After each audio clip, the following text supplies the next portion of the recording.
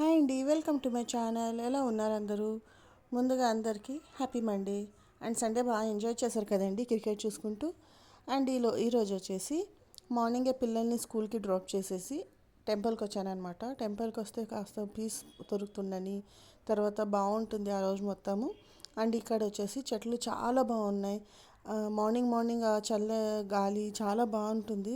So టెంపుల్కి వెళ్ళి ఒక half an hour time spend చేసి బాగా దేవుడి దర్శనం చేసుకొని ఇంటికి వచ్చానమాట.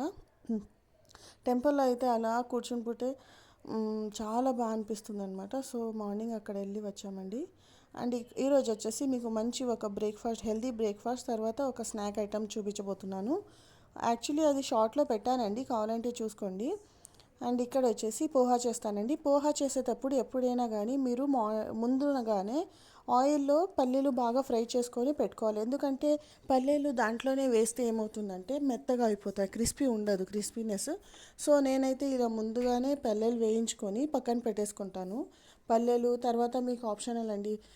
కరివేపాకు కూడా క్రిస్పీనెస్ కావాలంటే కరివేపాకు మిగతా అవి వేసుకోవచ్చు. అండ్ తర్వాత ఇక్కడ వచ్చేసి ఉల్లిపాయలు ఇలా బాగా స్లైస్గా కట్ చేసుకొని ఆ తర్వాత నైస్గా కట్ చేసుకుంటే ఉల్లిపాయలు బాగా నైస్గా వచ్చేస్తాయి. అంటే పెద్ద పెద్ద సైజు ఉండవన్నమాట. సో నేనైతే ఇలా ట్రై చేస్తాను. ముందుగా ఆవాలు జీలకర్ర వేసుకోవాలండి. ఆవాలు జీలకర్ర వేసుకున్న తర్వాత ఉల్లిపాయలు, పచ్చిమిర్చి, కరివేపాకు నైస్గా కట్ చేసుకుంటాం కదా, అవన్నీ వేసేసుకోవాలి. బాగా వేయించాలి. వేయించిన తర్వాత తగినంత సాల్ట్ వేసుకోవాలి. ఉప్పు తగినంత వేసుకొని ఒక 2 టేబుల్ స్పూన్స్ పసుపు వేసుకోవాలి. ఇక్కడైతే ఆయిల్ ఎక్కువ పడుతుందండి, ఎందుకంటే మేము క్వాంటిటీ ఎక్కువ తీసుకున్నాం కదా. అటుకులది అవలకి అంటారు మా కర్ణాటక సైడ్ వచ్చేసి. అటుకుల క్వాంటిటీ ఎక్కువ తీసుకున్నాం కాబట్టి ఆయిల్ కాస్త ఎక్కువ పడుతుంది. ఆయిల్ తక్కువ అయితే అది చాలా డ్రై అయిపోతుంది. సో బాగుండదు, టేస్ట్ అయితే బాగుండదు. సో మీరు కావాలంటే క్వాంటిటీ తక్కువ ఉంటే తక్కువ ఆయిల్ వేసుకోవచ్చు. నేనైతే ఇక్కడ మా తమ్ముడు వచ్చాడని కాస్త ఎక్కువ చేశాను. సో ఎక్కువ క్వాంటిటీ ఆయిల్ పడుతుంది అనమాట. ఏం ప్రాబ్లం ఉండదు, ఎందుకంటే అటుకుల్లో ఇప్పుడు పోహా వేస్తాం కదా, ఆయిల్ అంతగా ఇది చేసేస్తుంది, తీసేస్తుంది ఆయిల్ మొత్తాన్ని.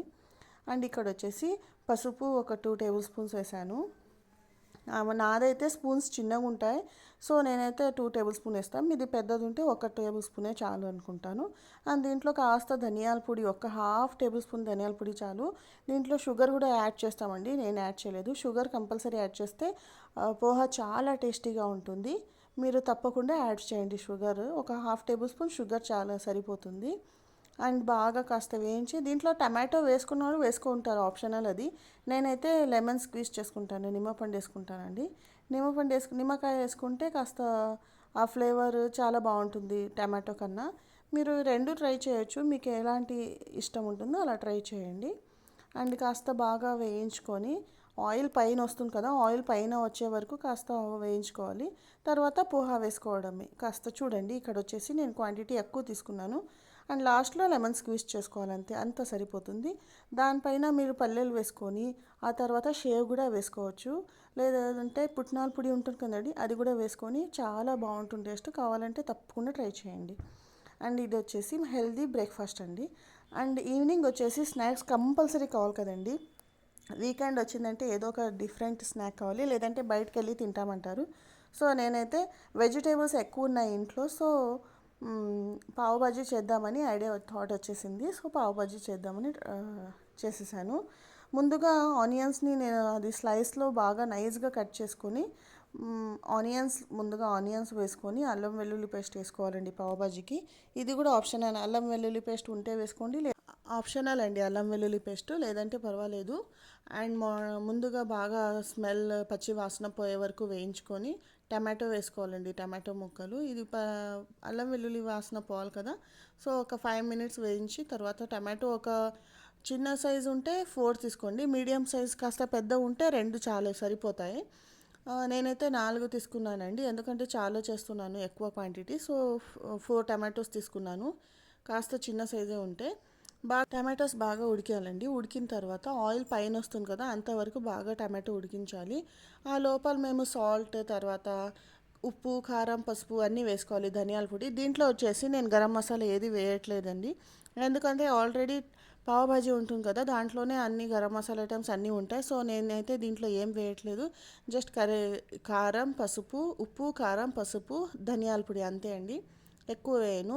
కారం ఒకటి 2 టేబుల్ స్పూన్స్ వేసుకోండి, మీకు తగినట్టు వేసుకోవచ్చు. అండ్ దీంట్లో వచ్చేసి పచ్చిమిర్చి వేసుకోవచ్చు, ఇప్పుడు స్లైస్ చేసుకొని తర్వాత వేసుకోండి, ఎందుకంటే ఆ ఫ్లేవర్ చాలా బాగుంటుంది.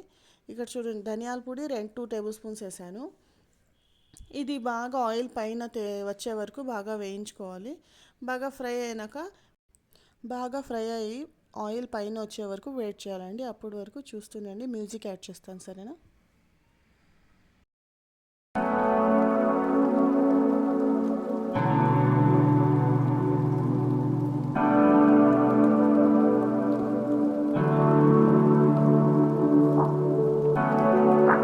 అండ్ ఇక్కడ వచ్చేసి మేము వెజిటేబుల్స్ అన్నీ బాయిల్ చేసి ఉంటాం కదండి. ఏమేమి వెజిటేబుల్స్ అంటే ఆలుగడ్డ, బఠానీలు, క్యారెట్, క్యాప్సికమ్, తర్వాత క్యాలీఫ్లవర్, బీన్స్ అవన్నీ బాగా ఉడకపెట్టాలి.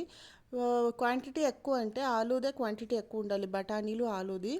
అండ్ ఆలు అంటే ఆలుగడ్డ అండి.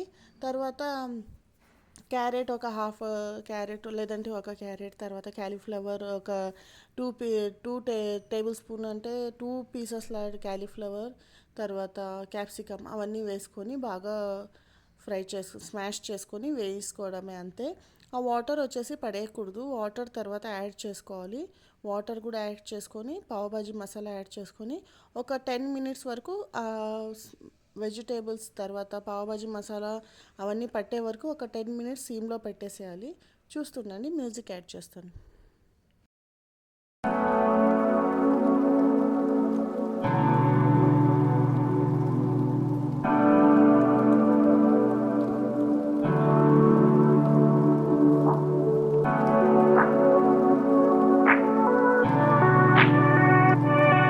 దీంట్లో వచ్చేసి లాస్ట్లో మీరు లెమన్ స్క్వీజ్ చేసుకోవాలండి. చూడండి, ఈ వాటర్ వచ్చేసి నేను బాయిల్ చేసిన వాటర్ పక్కన పెట్టుకొని అదే వాటర్ యాడ్ చేశాను. అదైతే తప్పకుండా పడేయకండి, ఎందుకంటే దాంట్లోనే వైటమిన్స్ ఉంటాయి. సో మీరైతే పడేయకండి. చూడండి, ఇలా బాగా అంటే బాగా కలిపేసి పక్కన పెట్టేసేయాలి. ఒక 5 మినిట్స్ స్టవ్ ఆన్లోనే సీమ్లోనే పెట్టేసి పక్కన పెట్టేసేయండి. తర్వాత పావుబాజీ బ్రెడ్స్ ఉంటాయి కదండి, మీరు నార్మల్ బ్రెడ్ యూస్ చేసి పావుబాజీ బ్రెడ్ కూడా యూస్ చేయొచ్చు.